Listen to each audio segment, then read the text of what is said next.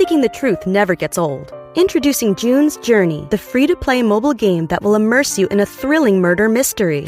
Join June Parker as she uncovers hidden objects and clues to solve her sister's death in a beautifully illustrated world set in the Roaring '20s. With new chapters added every week, the excitement never ends. Download June's Journey now on your Android or iOS device, or play on PC through Facebook Games. A science story, huh? Is NYU scientist I felt right. I was so And I just thought, well, I had figured it out. It was that golden moment. Because science was on my side.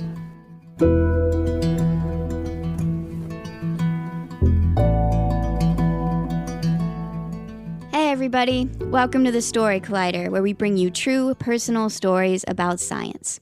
I'm your host, Erin Barker, and this week we're presenting stories about one of everyone's favorite topics, private parts. As you may know, the very first story I told at Story Collider back in 2011 was about my private part, and ever since I've had a deep affinity for saying the word vagina on stage. So I'm very excited to introduce today's stories. Our first story today is from Adrien Behn. It was recorded in December 2018 at Caveat in New York City. The theme that night was, It's All in Your Head.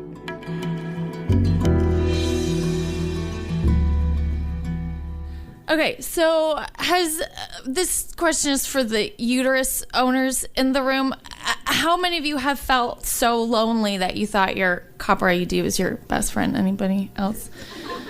Am I alone in that one too? Okay. So I moved to New York in 2015 and I was so lonely, hence that. So I moved here because I had a small group of friends, but I didn't really know what I was doing in life. I was dabbling with this podcast. It's called Strangers Abroad. You can download it on iTunes and wherever you get podcasts. And so I was trying to figure out what to do with that, and I just had a weird jewelry part-time job, and I was really lost. But I had a good group of friends to kind of, go back to. And one night we decided to go out to a party in Williamsburg. And that was the first time I heard Jose's voice. It was like deep and rumbling, like the sound of a thunderstorm in the distance. And I was so gravitated towards him. And I'm very sensitive to voices, hence the podcast. And he had the kind of voice where he could read an encyclopedia to me and I would be wet by Albuquerque. Like, I was like, I need to be around more of this. So I go up to him and we start chatting, and he just has this like energy about him. He seems a little bit older, and we're just chatting, and he tells me that he's a writer and he's a storyteller, and he used to be an editor of like a really big magazine. I was like, oh my God, like you have like power and direction, and you're hot, and you're like older, and you're mature, and I'm into this. You're like a man, like yes. So by the time the party is over and we're the last ones there, we've lingered throughout the entire night. They're like kicking us out. By the time we left, I knew what flavor our cake was going to be at our wedding. Like, I was ready for it. So after about a month of hanging out and going on dates, and, we would just laugh the whole time, and we had such deep conversations, he gives me a phone call, and he's like, hey, I got to tell you something. I'm 20 years older than you, and I think we should be platonic. I was like, well, that's a lot of information to drop in one sentence. And as I'm trying not to calculate the age difference between him and my dad, he goes, but I do really think that we could have a great creative partnership. Like, I really didn't think that we would get along so well. And, like, you can help me with my writing and I could help you with your podcast. And I was like, yeah, we'll be like a writing power couple, and we'll improve each other, and we'll take over New York with our writing skills, and this is gonna be okay. It won't be physical, but it'll be great. I'll still get to be with him.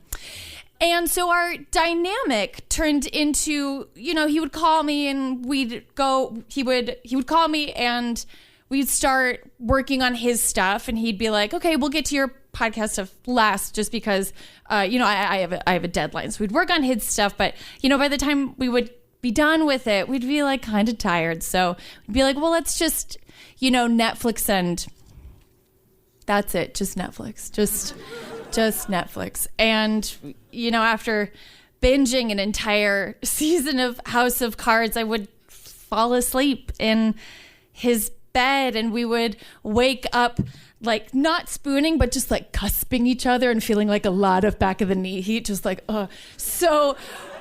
but we would still fall into those patterns of when you wake up with a partner and, we would flirt and make each other laugh and pick out each other's outfits and get ready. We would like go get coffee. And there was one time where we were just like bantering with the barista and she was like, you guys are so cute. And he goes, oh, she's not my girlfriend. Which is not what I wanted to hear at the time. But, it didn't deter me because I knew that, Rome wasn't built overnight. And I just, if I would have to just put in a little bit more time, I just need to be more patient. So I just started, if we were going to be this, writing power couple. So I just started doing more because I wanted to prove that I could be his girlfriend. So, I just started taking his mail out for him or cleaning his room or being just an overall just emotional atlas for 40 plus years of issues. And my real friends at the time were like, what the fuck are you doing cleaning a 45-year-old man's apartment and he's not eating your pussy out? What is going on? And I was like, yeah, but, someday we're going to have a little place in the Hudson Valley and we're going to have a little writer's cove and make omelets with eggs from our chickens. Like, I just have to put in a little bit more time. Until one day, I go to his apartment and I knock on the door, he lets me in, and it's one of those tiny Brooklyn apartments, and I get into the kitchen. His roommate's room is to my right, and his room is to the left, and I walk into the kitchen - living room - yoga studio - writing workshop - dining room, because we live in closets in New York. And I was like, hey, I've got some podcasting stuff I want to go over with you. And he was like, yeah, let's just shoot a video for my storytelling thing, and then we'll get to your podcast. And I was like, okay, all right. So I had written out a script for this video, and he takes a look at it, and then he tosses it aside and starts to improv like he thinks he's Wayne Brady from Whose Line Is It Anyways? And it's so bad. Like, he's just messing up, and we're doing take after take after take, and I'm like, this is no amount of UCB classes can fix you. Like, oh my God. So he can tell that I'm getting a little frustrated and that this is taking a long time. So he's like, I heard a trick, like we're only being shot from the waist up. So what if, just to relax, we could just take our pants off just to like ease tension. I was like, fucking 45-year-old, like I see you. Like I know what you're doing. Yeah, I am gonna take my pants off. So when I take my pants off, we're sitting next to each other. And again, like not touching, but like a lot of thigh heat. And we do a take and it actually works, which is amazing. It's a really good trick. You guys should try it sometime. So we're like, awesome. It worked. We're done. We're good. And he's like, let's reward ourselves. We'll watch some Rick and Morty. And I was like, sure, that sounds great. So I get up, pants still off. I get up and I turn the lights off. And we sit down and we start watching. So, side note, I'm not like a super traditional girl. Like, I don't really need chocolates or flowers. But a kiss would be nice before you start finger blasting me. And out of nowhere, it's just like hand. I was like, holy... Well, this is happening. So, okay. So I roll over, we start making out, and he scoops me up. He brings me to his bed and he throws me there. And we're just at it like two squirrels running up a tree. It's just like 4 months of sexual tension. We're like at it. So after about 15 minutes, he has like this weird anxiety thing. He's like, oh shit, can you just go up and lock the door to the apartment just so my roommate doesn't come in? It's a small apartment. And I was like, yeah, that's fine. So I get up, I turn the lights on, I look back at my conquest, and I've never seen so much blood in my life. I've never seen, like, you know, the scene from The Shining? When, like, the hallway doors and it's just like a river of blood. Like, it looks like we just came up from that. So he jumps up and I'm standing at this human. I don't know if you've ever seen blood on a human body before, but it looks like a haunted house had just hired a character of naked man covered in blood just to run around and freak people out. Like, it was a lot. So we're looking at each other. We're looking at our own bodies and we're looking at the bed and then we're looking at the bed and we're looking at our own bodies and we're looking at each other. But he's not screaming and I'm not screaming, so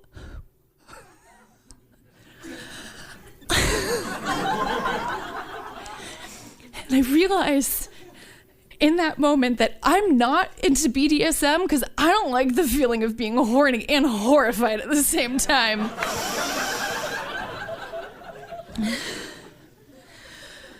So he breaks the silence and he goes, I'm going to take a shower. I was like, okay, that's okay. So he goes into the bathroom and he turns the shower faucet on.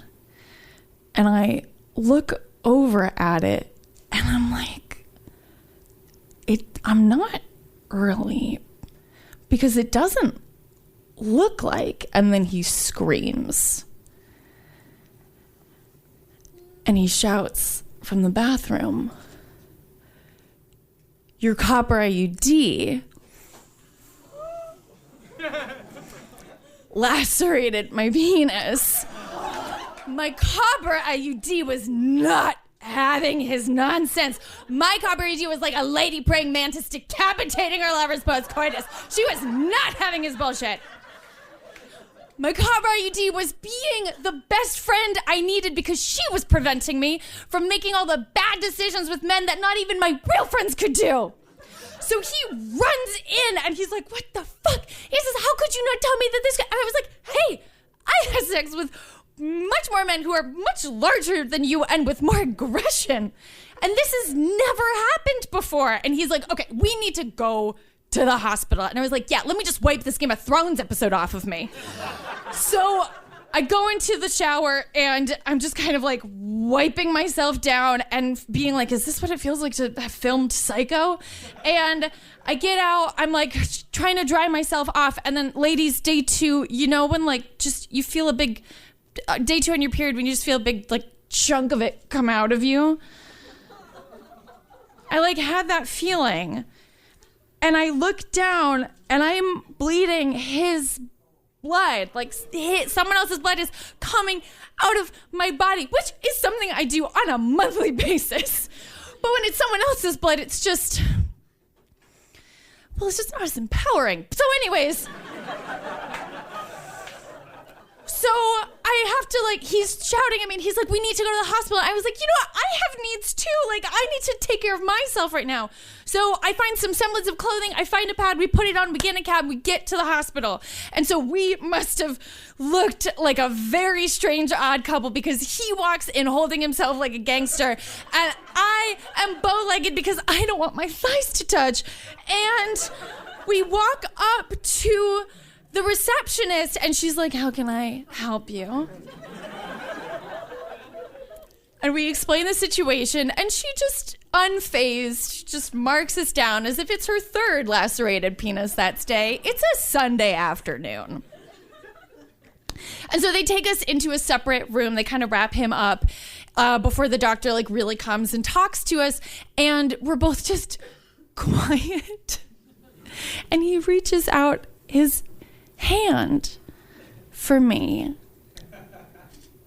And it feels, I just interlaced, and it just feels like an obligation. And I was tired of cleaning up his mess. So the doctor comes in and he starts asking us questions about like, okay, well, what's your sexual history? You know, like how long has this ever happened before? And I just go, oh, he's not my boyfriend. No, definitely no. He is not my boyfriend. Because I realized that the love that I was so craving from him would have to come from within. Thank you so much.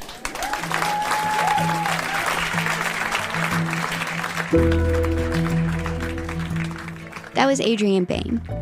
Adrien is a triple threat storyteller, a podcaster, writer, and live story performer. She has been featured in the New York Times and has self-produced her first podcast, Strangers Abroad, a narrative travel podcast. You can find her performing around the city or in her kitchen making pies. By the way, thank you so much, Adrien, for the terrifying image contained within your story. I just want to let everyone know that I have looked it up, and this kind of thing is very rare because IUDs go in your cervix and not in your vagina. So please, if you have an IUD or if you know you're in love with someone who has an IUD, please don't panic. You are safe. Seeking the truth never gets old. Introducing June's Journey, the free-to-play mobile game that will immerse you in a thrilling murder mystery.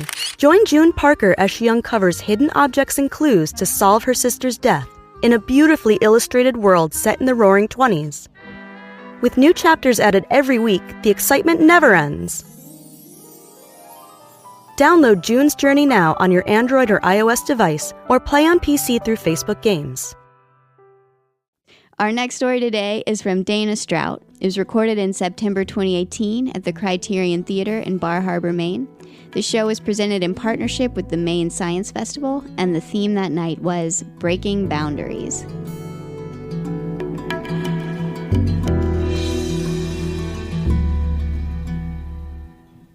Well, it's January 3, 2003, a cold winter night.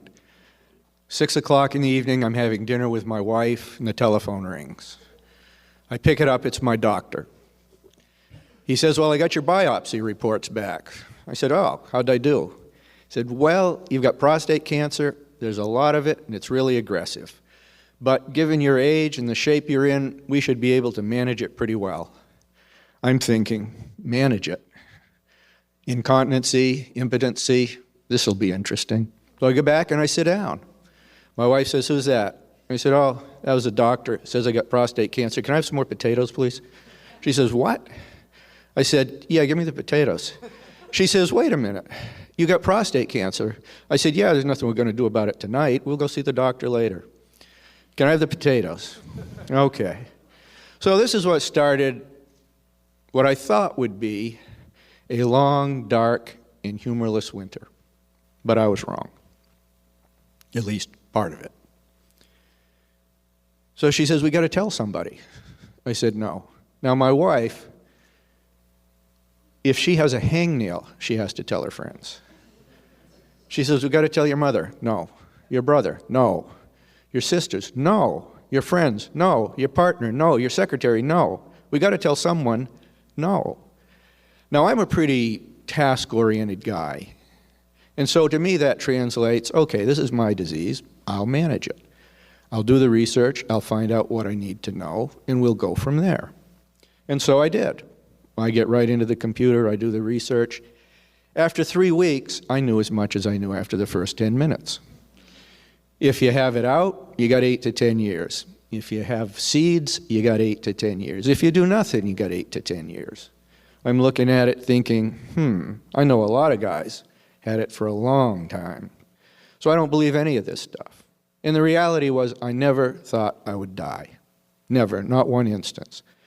But I was concerned about a couple of those management issues, incontinency and impotency. So I go to the doctor, we do the research, we talk to him, we look at the different ways, and then I head down to Johns Hopkins.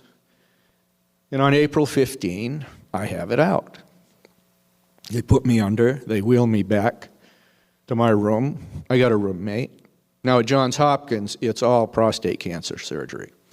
So they wheel me in at 4:30 in the afternoon. I got a roommate. He leans up on an elbow and he says, what are you in for? And he passes out.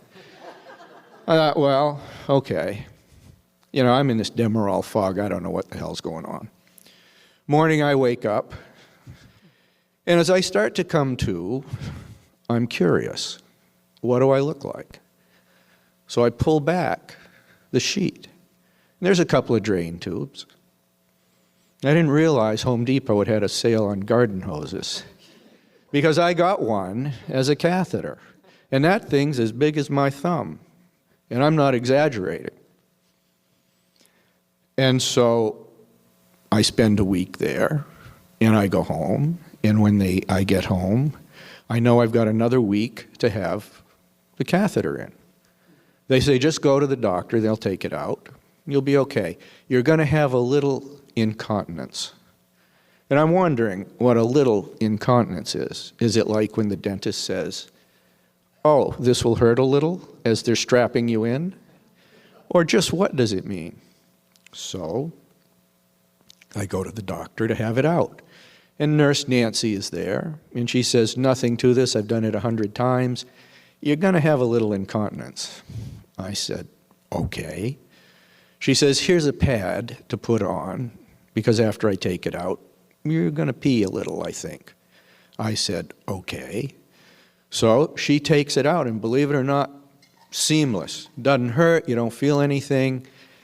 And she sticks the pad down my shorts. I get up, and do I squirt? Shh. I mean, that thing is soaked. I mean, not a little, it's soaked. She says, you may want to stop by the Rite Aid. So I do. The wife is in the car. I go in, and I'm looking. She says, try Depends. So I walk over to the wall, and they got the Depends there. But to the left of it, they've got the women's pads. That's the pro section. They've got long, they've got short, they've got wide, they've got super, they've got thick, double thick, super extra thick absorbent. Now, I'm an obsessive compulsive. So what does an obsessive compulsive do? I bought one of each. I had about a 5-foot stack of these things in my arms as I hobble over to the counter. And on my tiptoes, I get them up there. And I hear this voice. Does this person have Medicare?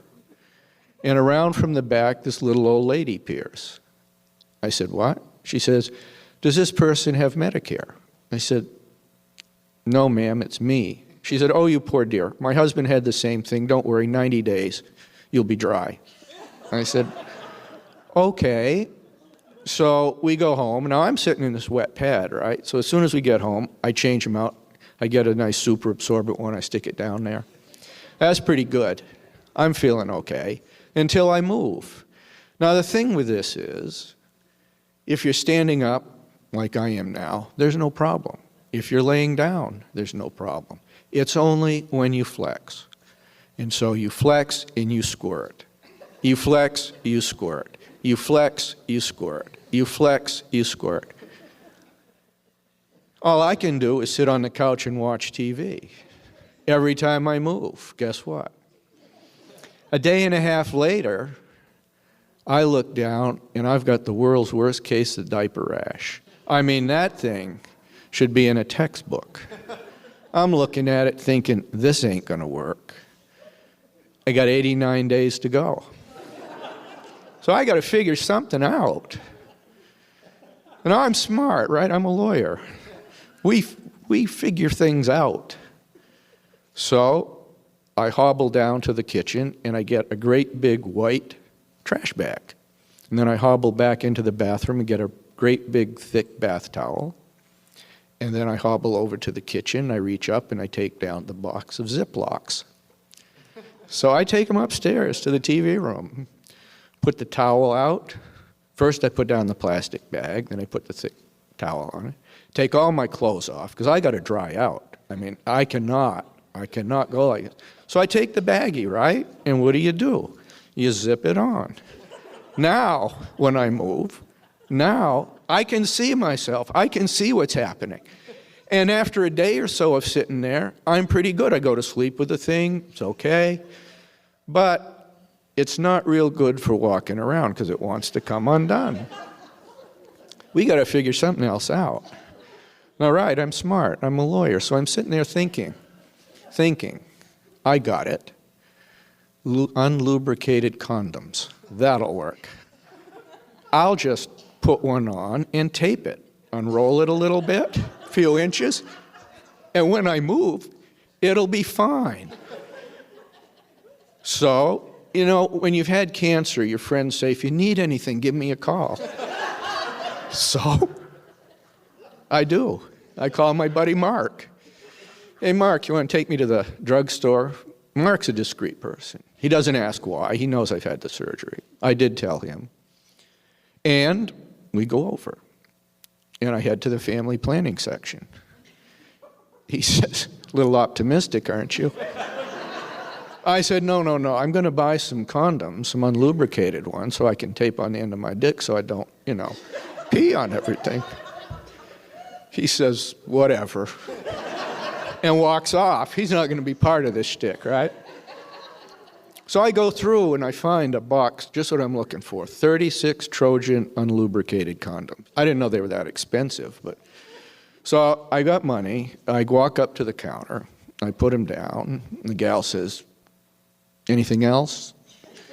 I said, no, this should get me through the weekend. And so I leave. He takes me home. I go upstairs. I get down to my favorite TV spot. Now, I'm careful. I still got my bag. I still got the towel. I tape this thing to him. I take a little 1/4-inch piece of tape, right? This is not a surgical operation. So I unroll the thing a little bit. I put it on the side there, tape it, and I'm good to go. It's freedom. I get up, I squirt, sit down, I squirt. If that's enough, I take it off, put on a new one. It is like a kid that's just learned to ride a bike. I can go out to dinner. I can go out to dinner now with friends and have a good time. All I have to do, if I move too much, go to the restroom and change. So I go around with like 8 or 10 of these in my pockets all the time. And things are feeling pretty good, I can move. I'm not, of course, my diaper rash starts to go away. I'm feeling pretty good about this. And so my wife invites me back to the marital bed. I'd been relegated to the studio because the last thing you want is a 53-year-old incontinent guy sleeping next to you, right? It's just not going to work. And the poor mattress, I don't have to tell you about that. So I'm there the first night in bed, right? 3 o'clock, the call of nature comes. So I get up and I start to slough off into the bathroom like all us guys do. Now I have to regress a little bit here. When you've had this surgery, one of the things they do is they have to cut your ureter off the bladder and then sew it back on. And one of the fears I had, and one of the fears all the guys I've ever either mentored or talked to about it have, is this. What if it comes apart inside? They have to go back in and redo the whole thing. This is serious, major abdominal surgery. So you're really afraid you're going to come apart. And so I do what every guy does. I slough into the bathroom, eyes half closed. And every guy here will understand this. You just reach down, you pull up the toilet seat, right? Put your hand out, lean against the wall, got your eyes closed, you're positioned right above the toilet, and you let it go. And God, does it feel good. It's the first time, and it's just going. And then it dawns on me, there's no sound. There's no sound. I've come apart. I'm peeing inside of me. And just as I have that thought, now you've all seen these World War II movies with the submarine and the torpedo as it heads towards your favorite boat. Well, I mean to tell you, when that condom took off, it put those torpedoes to shame. That thing buried itself so deep in the water and made so much noise, it woke up my wife. And I'm in there laughing. And I'm laughing, and I'm laughing, and I'm laughing. And she says, what the hell is going on? So I tell her the story, and she starts laughing.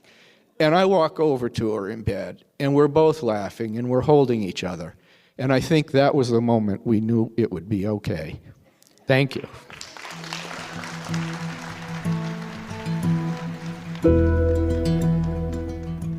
That was Dana Strout. Dana is a Maine native with roots in the state going back over 300 years. He He is a practicing attorney in the Camden, Rockport area, specializing in construction law, as well as a photographer working in 19th and early 20th century processes. He was also an on-air programmer for many years on WERU Community Radio. He currently lives with his wife, Dorie, and 2 cats in Camden. Story Collider is grateful for the support of the Tiffany & Co. Foundation and of Science Sandbox, a Simons Foundation initiative dedicated to engaging everyone with the process of science. The Story Collider is led by me, Artistic Director Aaron Barker, as well as Executive Director Liz Neely, with help from Deputy Director Nissa Greenberg, Operations Support Manager Lindsay Cooper, and the rest of our amazing team. The stories featured in today's podcast were from shows produced by Paula Croxon, Tracy Rowland, Nissa Greenberg, and Skylar Baer. The podcast is edited by Senior Podcast Editor Zoe Saunders with help from Gwen Hogan. The theme music is by Ghost. Special thanks to Caveat and the Criterion Theater for hosting these shows, and to all the IUDs out there, protecting women in more ways than one. Thanks for listening.